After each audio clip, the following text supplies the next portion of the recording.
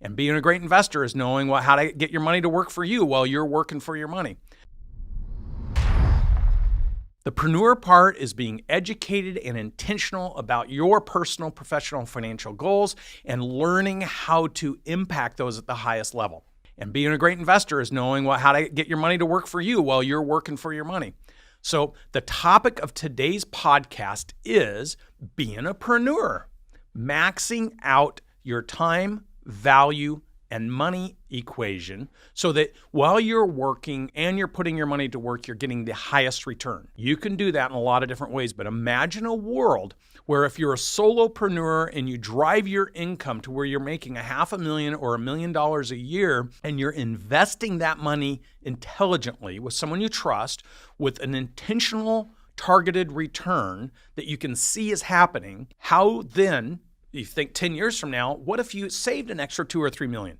In fact, most of the solopreneurs I've personally worked with in my career have not only made a lot of money in their business, but they made it by making good choices while they traded their time for their money, like buying their own buildings that they rent from themselves so that in 10 years they have the property that paid off and they own the business, or investing in things while they're generating their cash flow. And sometimes those things, I have a doctor friend, for example, who bought a bunch of beachfront real estate, a bunch of townhomes in California, Southern California, in the late 70s, early 80s. And he was buying them fairly cheap, 100, 150,000 a pop. He bought 25 of them all in a row over the course of 15, 18 years. Well, fast forward to 5 years ago, those properties by themselves were all worth $3 million, $3.5 million each. He created $100 million net worth by buying beachfront property while he was being a physician, generating a lot of income. Not to mention, he bought a beautiful place to put his own house, which is a compound that by itself is worth another $15 million.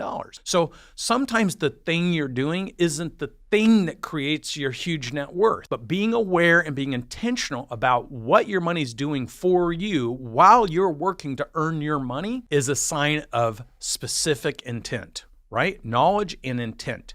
Action with intent. Don't wait 10 years. Don't wait 15 years. Don't wait 20 years hoping that you can save enough money that then you can invest in it. Or worse yet, giving your money to a third-party person who says they're going to take care of your money, but you don't have specific targets, you don't have specific intent about what you want your money to do for you at some point in time, that means you're not an investorpreneur. It means you're just floating or drifting with the system that's around you. And the system is not designed to maximize your personal, professional, financial value. The system, the monetary system's designed to create fees and commissions for other people to guide and advise you. So you have to take ownership about what kind of guidance, what kind of advice, what specifically and intentionally do you want to create in your lifetime? How do you pursue financial freedom while you're pursuing your passion, doing the things that you love to do? Now, as an entrepreneur, over the last 20 years,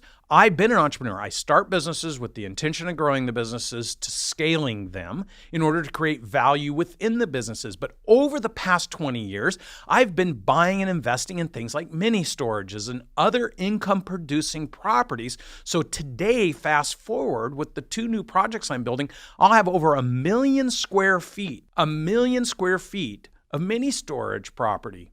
Now, all that is income producing. I have different partners in different projects, but I've been smart about making sure I don't oversaturate in a specific market and that I grow into the next markets. I've been thinking and doing this for 20 years. So my investment strategy in real estate has been very intentional in learning the things that work for me and taking the excess capital I generate and investing in those things. Then I build my business, sell it, and I have a lot more money to invest in other things. So for me, for example, knowing what kind of return I want to create, because diversification is important, I invest money with Grant and Cardone Capital because then I know I have a real estate portfolio that has multi-family houses with somebody who's got a very strategic approach at how they're buying and what they're buying, where they're buying, and why they're buying. buying things that I call flight to quality. So if the market contracts, those particular properties will go up in value because people with money would rather live there than in some crappy place. Well, that's how they pick their product. They pick the things that might be a little more expensive today, but has a flight to quality opportunity if there's a contraction in the market.